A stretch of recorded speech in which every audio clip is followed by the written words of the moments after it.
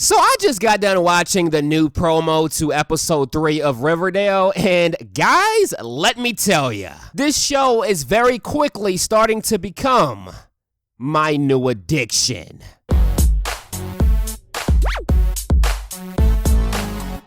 What's going on, YouTube?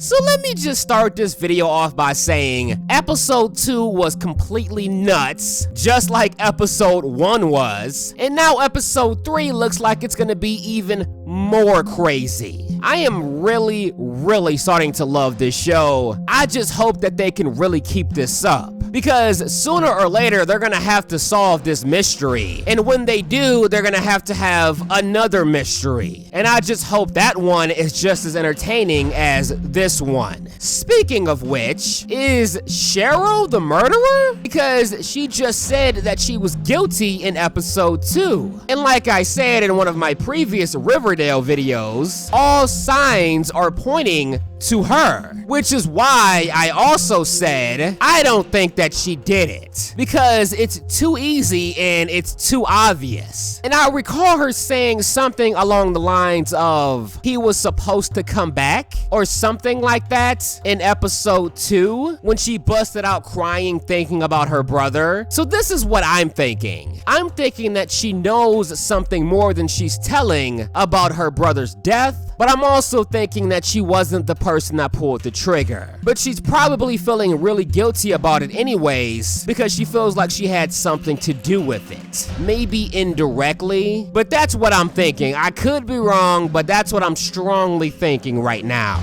At this point, I'm gonna be kind of disappointed if it was her, just because, like I said, it's just too obvious at this point. I'm still having strong suspicions about Betty's mom, but that's somewhat obvious too, although not as obvious as Cheryl, so I would be more forgiving if she was the killer. And also in the promo, it looks like Veronica may have a new boyfriend, or at least a new guy that she's messing around with that's not Archie. Now, it remains to be seen how serious her and this guy are gonna be. I mean, he could just be like a fling, or he could be a guy that's gonna stick around for a while and make this whole love triangle that much more interesting. Speaking of the love triangle, man, guys, let me tell you, I know we're only 2 episodes in, which is probably a lot of the reason I feel the way I do, but I have never been so confused when it comes to triangles. Because usually when it comes to love triangles that I find, usually one of the couples is just so much better than the other couple that's in the triangle. So which side that I choose is usually pretty easy. It usually doesn't take me very long to choose a side and stick with that side. But in this case, at least so far, and again, I know we're only 2 episodes in, but still though, I'm directly on the fence. I would say in episode 1, I was leaning more towards Archie and Veronica, but in episode 2, I was probably leaning more towards Betty and Archie.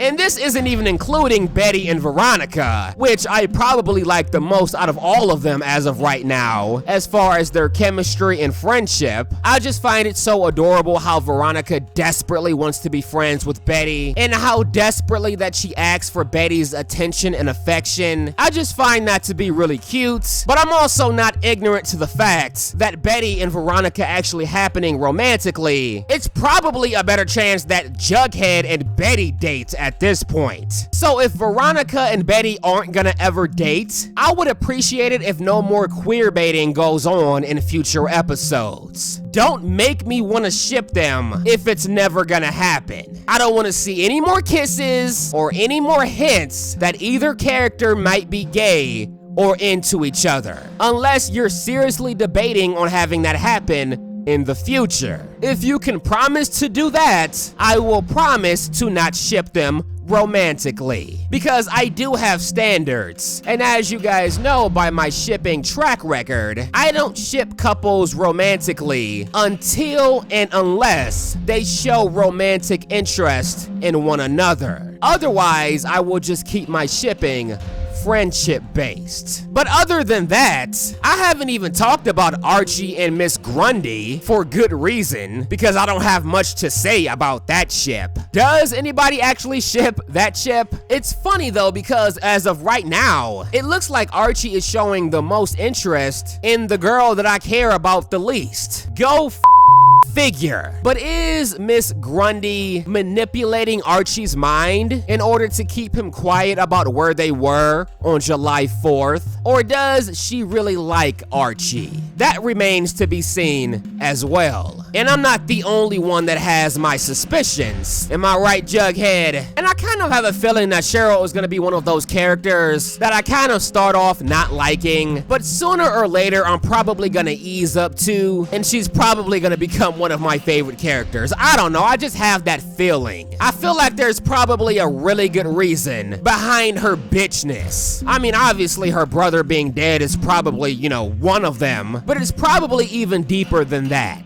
That's just my guess. Or maybe that's the sole reason. I mean, it would be a good enough one, but I am looking forward to seeing what happens with her character as well going forward. But yeah, people, it may take me longer than usual to pick a side, or to pick a ship that I really love and that I devote my loyalty to. This may also be one of the first times in a while that I may end up shipping both ships. But I kind of hope that that doesn't happen, because ship wars are a lot more fun when you only ship one of the ships in the triangle. Otherwise, you just end up agreeing with everybody, and that doesn't make for very entertaining videos. I want to be able to get on here and call Archie and Betty shippers delusional and stupid, or call Veronica and Archie shippers the fan base of one of the worst ships that I've ever seen in my entire life. Because it's just fun when it works out that way. I know some people claim to not like ship wars, but to me, those are just the really sensitive crowd. To me, ship wars have always been really fun. But it's only fun when your heart is really in it. Like it was with me and Lukaya and Rukus. Because I genuinely loved Lukaya, and I genuinely hated Rukus, which is why my videos were so entertaining and involved so much passion, because I meant every single thing I said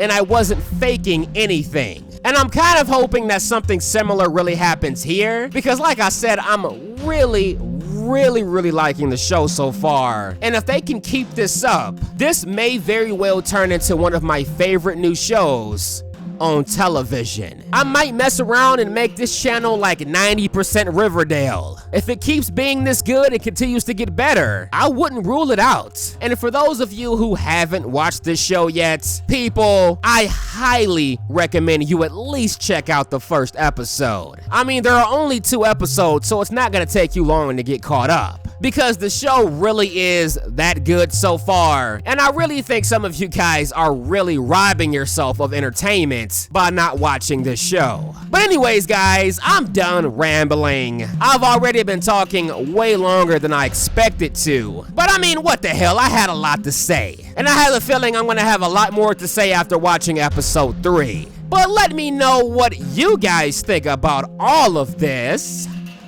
in the comment section below, and tell me what ship that you guys are leaning more towards. And if you guys really enjoy my videos and want to help me make many more videos for you guys going forward, check out that Patreon link in the description box. But I'm done talking.